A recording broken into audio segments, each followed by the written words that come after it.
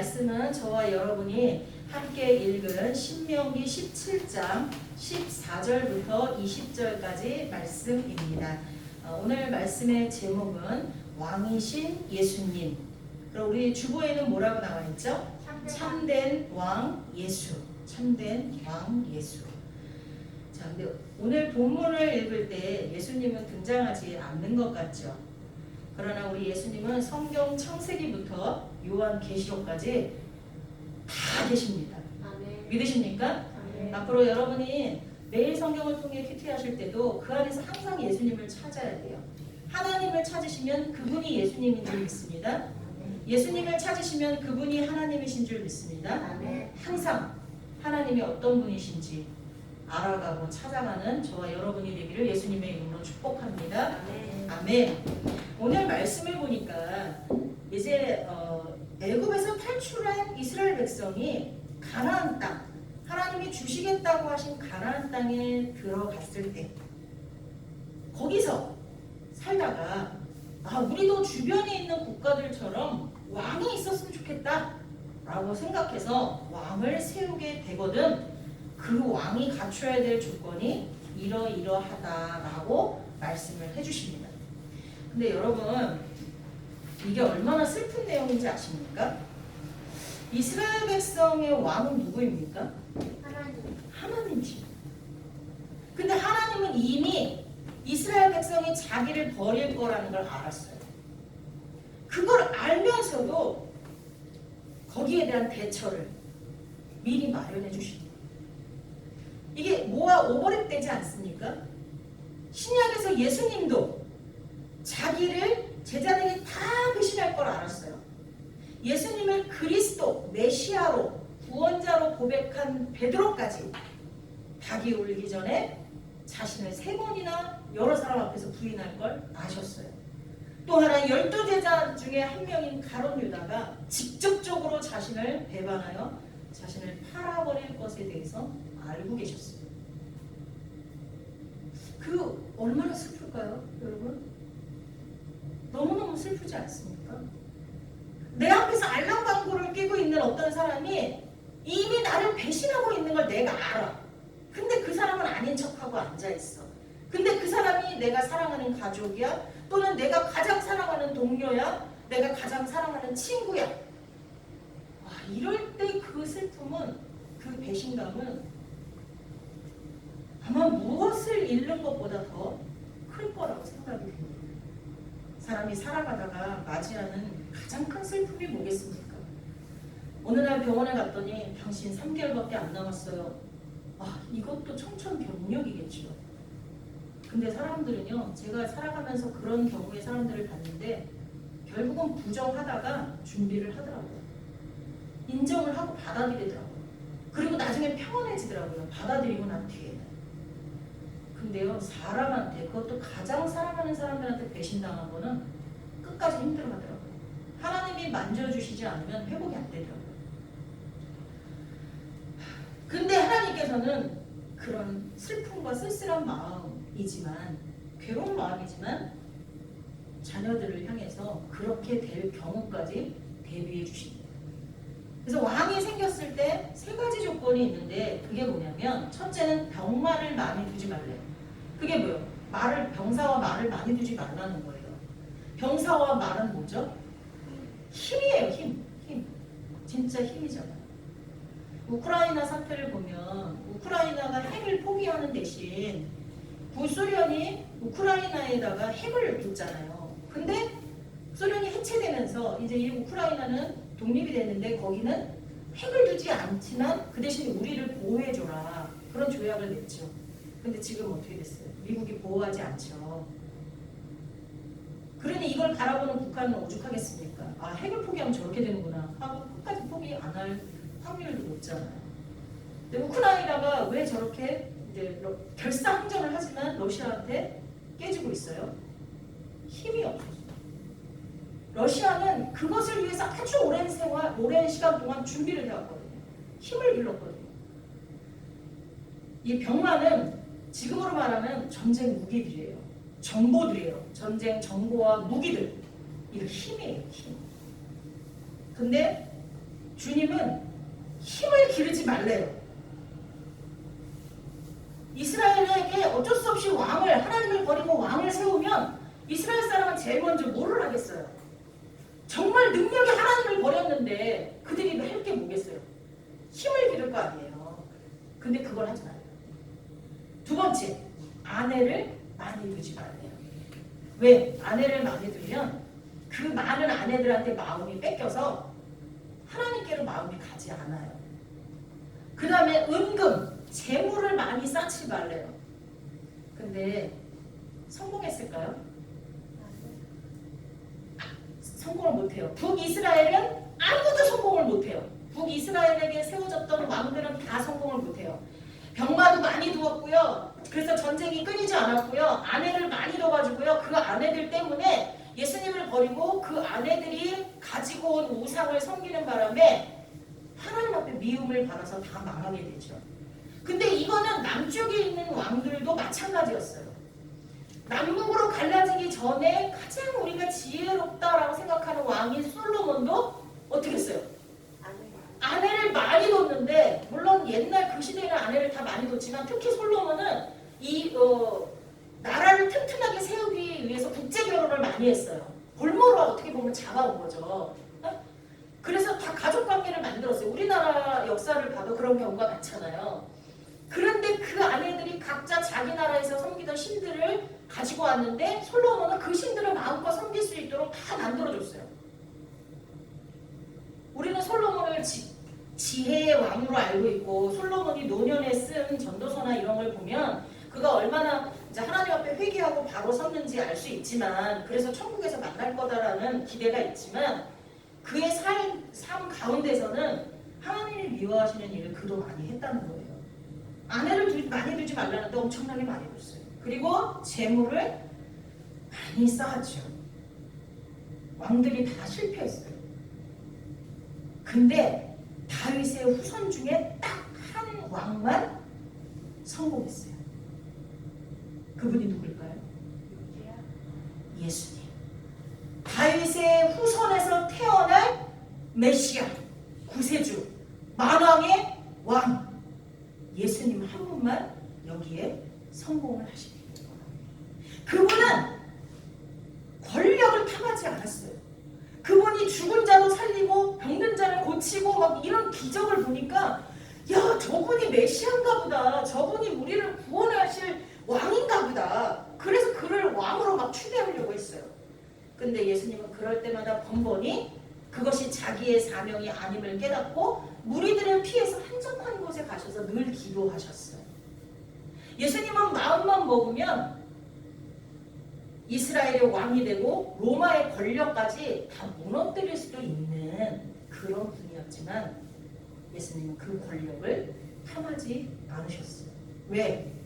자신이 감당해야 될, 자신이 걸어가야 될 길이 아니었기 때문이죠. 또 예수님은 결혼하지 않으셨어요. 아예 아내를 많이 두는 거는 고사하고 결혼도 안 하셨어요. 그리고 바울도 사실은 결혼을 안 하는 게 하나님 말씀에 합당하냐 안 하냐를 묻는다면 원론적으로는 결혼을 하는 게 맞아요. 왜냐하면 창세기에 보면 너희는 생육하고 번성하라 그랬잖아요. 그렇죠? 그건 하나님께서 인간을 만드시고 처음에 주신 축복이에요. 근데 인간은 타락했죠. 그렇죠? 그래서 신약에 와서 바울은 뭐라고 얘기해요? 이제 예수님이 초림이 있고 그 재림 사이에 간격이 이만큼이나 흘러올지는 몰랐지만 바울의 입장에서는 재림이 곧 있을 거라고 생각을 했어요. 그런 가운데서 가장 중요한, 그리스도인으로서 가장 중요한 건 뭐예요?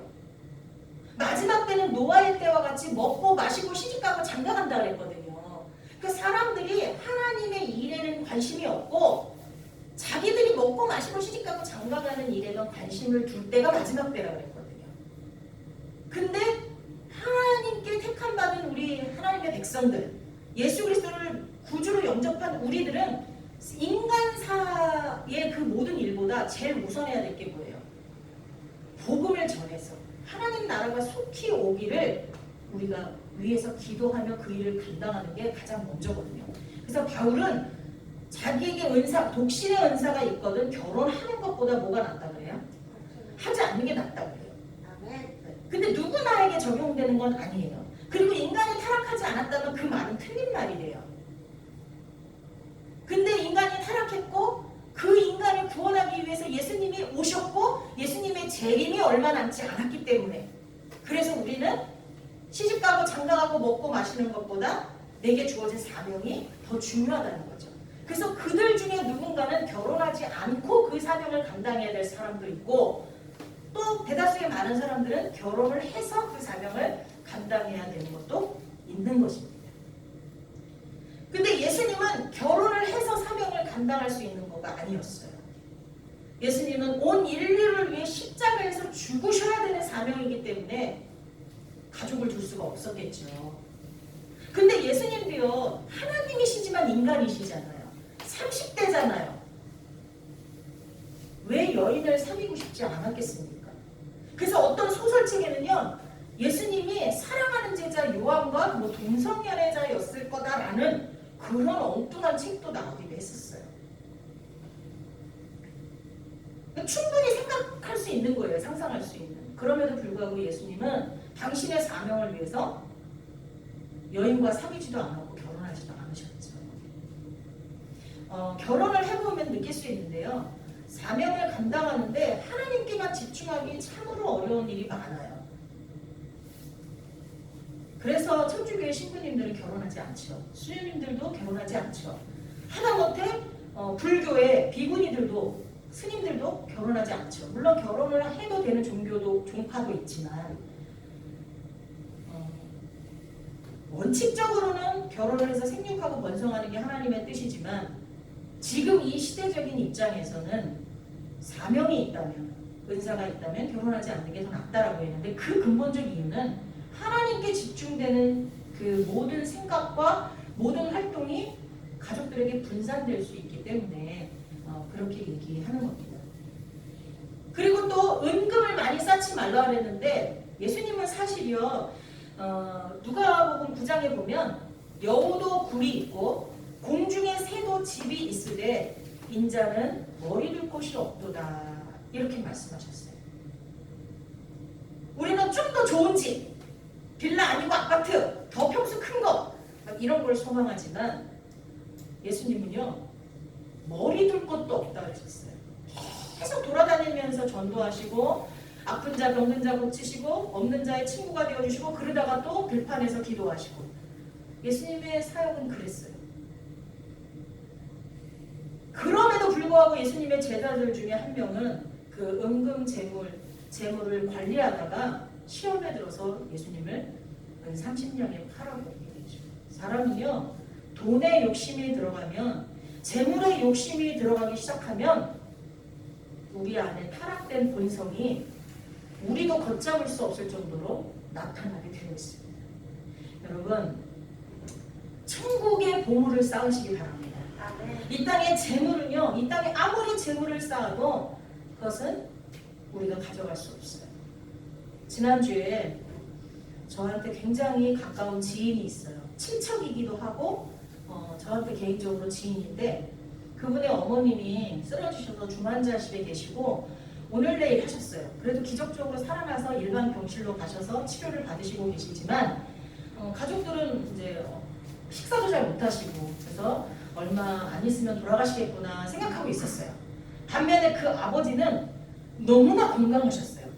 재산도 많으시고 또 자녀들에게 돈도 막 빌려주셔서 이자도 받으시고 그래서 자녀들이 막 당신이 돈을 걷어들이고 싶으니까 자녀들한테 막 달라 그러니까 자녀들이 아니 그 돈 다 싸가지고 갈 것도 아니면서 자식들한테 좀 빌려주면 어때서 이자까지 드리는데 하고 좀 이렇게 투덜투덜 대는 소리를 제가 들은 적이 있어요. 근데 그분이 갑자기 목욕탕에서 쓰러지셨어요. 쓰러지셨는데 자녀들이 그 주일날 지난주 주일날 쓰러지셨는데 자녀들이 주일날 너무 바빠서 아무도 연락을 안 한 거예요. 그리고 월요일날 이제 아빠가 혼자 계시니까 매일 그래도 전화들은 했나 봐요 자녀들이. 그런데 월요일날 전화를 했더니 안 받으시는 거예요. 계속해도 안 받으시니까 아무래도 이상해서 그 중에 가장 가까이 사는 자식이 가봤는데 마루에 똑바로 누워서 돌아가신 거예요. 혼자 계시다 돌아가시니까 경찰들도 오고 다 했어요. 우리는요 그분은 재물이 많았지만 하나도 못 가져가셨어요. 오히려 그 많은 재물을 구석구석 어디다 숨겨두셔서 자식들이 그것을 찾기가 더 어려워졌어요. 누군가 돌아가시고 난 다음에 남은 가족들이 그걸 찾으려면 굉장히 복잡하거든요. 남은 가족이 똑같이 다 사인을 해줘야 돼요. 그래야 그 재산을 다 찾을 수 있거든요. 여러분, 이 땅에서요, 재물을 쌓으려고 하면 그건 다 종과 동록이 쓸어서 아무 소용이 없다고 말씀하셨어요. 근데요, 우리 가끔 뉴스 보잖아요. 어떤 할머니가 콩나물을 30년 팔아가지고 그걸로 기부하고, 폐지를 주워가지고 몇십 년 주워서 그걸로 장학재단에다 장학금으로 기부하고, 그리고 유명한 그 매트릭스에 나오는 배우가, 남자 배우 아시죠? 네? 네, 이름은 잘 모르는데 그 배우가 자기가 버는 돈에, 그 매트릭스 찍어서 버는 돈의 70%를 암에다가 암 환자들한테 기증을 했다고 그래요. 왜 그런가 했더니 여동생이 백혈병으로 엄청나게 고생하는 것을 보고 그렇게 했대요. 그리고 그 후로도 자기가 벌어들이는 수입에서 수많은 그 금액을 그 아픈 환자들을 위해서 사용해왔다고 그러더라고요. 그 사람이 정말 예수님을 믿기 때문에 그렇게 했는지, 믿지 않는데도 그렇게 했는지는 모르겠어요. 예수님을 믿고 그렇게 했다면 그건 천국의 보물을 쌓는 것이라고 믿습니다. 예수님을 믿지 않고 그렇게 했다면 그의 구원은 우리가 잘 모르겠지만 적어도 주변에 선한 영향력을 끼쳤다고 생각이 됩니다. 여러분, 천국의 보물을 쌓으시기 바랍니다. 자기에게 재물이 많으면 타락할 수밖에 없기 때문에 하나님께서 너희가 만약에 왕된 나를 버리고 굳이 사람인 사람으로 왕을 세우려면 적어도 이 세 가지는 하게끔 해라, 이렇게 말씀하고 계십니다. 그래야만 너희가 그래도 내가 왕일 때보다는 당연히 못하겠지만 그래도 너희들이 그 밑에서 살아갈 수 있다 라는 배려를 해주십니다. 이번에는 해야 될 거를 말씀하고 있습니다. 해야 될 게 뭐예요? 율법서의 등사본을 평생에 자기 옆에 두고 읽으라 그랬어요. 왕들에게요, 주님이 제일 먼저 이 긍정적 권면은 뭐냐면요, 성경을 옆에 두고 읽으라는 거예요. 여러분, 성경을 읽지 않는 그리스도인은 그리스도인이 아니에요. 하나님하고 한마디도 대화가 없이 하루를 계속 가족이 있는데 가족들이 서로 한마디도 안 하고 1년 살고 2년 살고 3년 살아. 그러면 거기가 그냥 몸만 와서 자는 숙소지 가정이라고 할 수는 없어요. 하나님과 함께하는 우리들이, 하나님이 우리를 부르신 거는요, 함께 하고 싶어서 불렀다고 말씀하세요. 근데 하나님과 대화가 한마디도 없어. 하나님 얼굴을 보면서 안보도 안 물어. 이게 무슨 그리스도인이에요? 이게 무슨 하나님의 자녀예요? 하나님의 자녀인 우리는요, 하나님과 늘 교통함이 있어야 돼요. 그게 뭐냐? 하나님의 말씀을 옆에 두고 주야로 묵상하는 거예요. 여러분이 성경을 지금 대부분 가장 좋은 건 자기 나이만큼 성경을 읽는 게 가장 좋다고 하더라고요. 더 읽으면 그건 더 좋죠.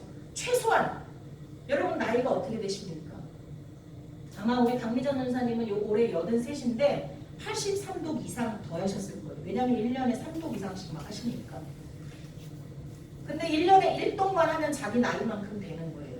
이미 많은 세월이 지나갔다면 우리 젊은 집사님들은 1년에 2, 3독이라도 해서 자기 나이만큼 맞추세요. 그 이상이 되면 더 좋고요. 그건 뭐냐? 내가 난 나이만큼 읽었어, 난 10독 했어, 20독 했어, 이걸 자랑하라는 뜻이 아니라 그만큼 하나님의 말씀을 옆에 두고 주야로 묵상하라는 거예요. 그리고 나이 드신 분들은 지금 와서 그 나이만큼 맞추긴 힘들죠. 적어도 매일 성경이라도 꼬박꼬박 매일매일 묵상하고, 그리고 1년에 1독이라도 읽을 수 있도록 하나님의 말씀을 묵상하시기 바랍니다. 그 다음에는 그것을 읽어서 하나님 경외하는 걸 배우래요. 배우고 그 다음에 지키래요. 여러분, 말씀을 읽을 때요, 묵상이라는 건 뭐냐면요, 말씀을 읽었어요. 한 번 읽는 게 아니라 소가 여물을 이렇게 먹은 다음에 계속 되씹어 먹잖아요. 넘겼다가 다시 이렇게 해가지고 또 씹고 하잖아요. 그것처럼 그런 되새김질을 자꾸 하는 거예요. 그래서 말씀을 자꾸 몇 번을 읽으면서 거기에 어떤 때는 한 문장일 수도 있고 어떤 때는 한 줄일 수도 있고 어떤 때는 한 단어일 수도 있고 내게 와닿는 게 있어요. 거기다 밑줄을 치고 아멘 하고 그것을 순종하는 거예요. 그 다음에 순종한 다음에 내가 순종을 했더니 하나님이 약속하신 것을 내 삶 가운데 이루셨어. 그렇게 하면서 하나님을 경험해 가는 거예요. 그래야 하나님하고 친해지고요. 어떤 내 상황이 변한다고 해도 하나님에 대한 신뢰가, 믿음이 깨지지 않아요. 이번에 어제 이어령 박사님이 돌아가셨더라고요. 그 사람은 우리나라에 어떻게 보면 가장 먼저 지식인으로 인정된 사람이라고 볼 수 있어요. 그분이 쓴 책이 얼마나 많은지 몰라요. 어제 뉴스에는 그분이 기독교인으로서 말년에 어떤 활동을 했는지 한 줄도 나오지 않았지만 그분은 딸 때문에 하나님을 영접하고 그분이 이제 기독교적인 그런 많은 책들을 지을 때 그 사람을 존경하고 따랐던 지식인들 중에 하나님을 믿지 않는 사람이 얼마나 이어령 박사님을 손가락질 했는지 몰라요. 당신만은 그렇게 되지 않을 줄 알았는데 당신만은 예수교에 빠지지 않을 줄 알았는데 당신 같은 지성인이 그렇게 될 줄 몰랐는데 하고 그렇게 손가락질을 했어요. 그래도 우리 이어령 박사님 그랬어요. 만나봐야 안다. 만나봐야 아는 겁니다. 여러분 하나님을 만나려면 눈에 보이지 않는 하나님을 여러분 어떻게 만나시겠어요? 말씀으로 만나야 될 줄 믿습니다. 여러분이 말씀으로 예수님을 만나고 그 말씀에 순종해서 지켰을 때 하나님이 여러분의 삶 가운데 어떻게 역사하시는지를 경험을 하면 그 경험이 쌓이고 쌓여서 하나님이 누구신지 하나님이 나와 지금 어떤 관계를 맺고 계신지 그걸 알 수가 있는 거예요. 만나봐야 될 줄 믿습니다. 이렇게 왕을 세웠을 때 이거는 하지 말고 이거는 하라라고 말씀하신 그 내용의 이유가 뭐냐면 오늘 본문에 나오죠. 교만하지 않게 하기 위해서. 좌로나 우로나 치우치지 않고 하나님의 명령을 지키게 하기 위해서다라고 딱 말하고 있어요. 목적이 뭐냐? 교만하지 않게 하기 위해서다. 근데 보세요. 예수님께서도요. 우리에게 말씀하셨어요. 교만하지 말라 그랬어요. 겸손하라 그랬어요. 그러면서 주님은 어떻게 하셨냐면 마태복음 21장에 보면 시온 딸에게 이르기를 내 왕이 내게 임하나니 예수님을 말씀하는 거예요. 그는 예수님은 겸손하여 나귀 곧 멍에 매는 짐승의 새끼를 탔도다 하라. 예수님은요 겸손의 본을 보이시기 위해서 많은 사람이 왕으로 세우려고 하실 때 그는 뭘 탔어요? 짐승의 새끼, 멍에 매는 짐승의 새끼 나귀를 타셨어요. 겸손의 본을 보이셨어요. 그리고 빌립보서에 보면요. 빌립보서에 보면 그는 신이신데 하찮은 인간의 모습으로 오셨어요. 그리고 이 지구 역사상 가장 비참한 십자가 처형을 당하셨어요.